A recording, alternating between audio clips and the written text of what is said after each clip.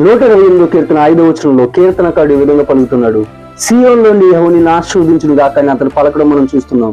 ఇది ఒక యాత్ర కీర్తన.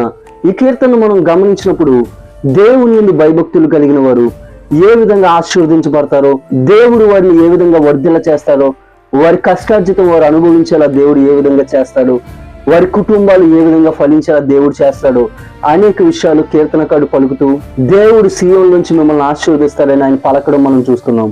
ఇక్కడ సియోను అనేది దేవుని సన్నిధికి సాదృశ్యంగా ఉంది.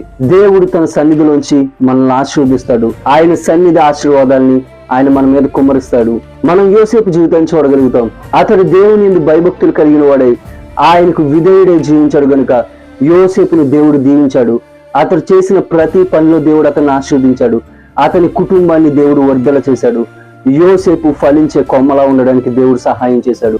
ఈరోజు మనము కూడా ఆయన యందు భయభక్తులు నిలిపితే దేవుడు మనల్ని అదే విధంగా ఆశీర్వదిస్తాడు. కాబట్టి మనమందరం ఆయన యందు భయభక్తులు కలిగిందాం.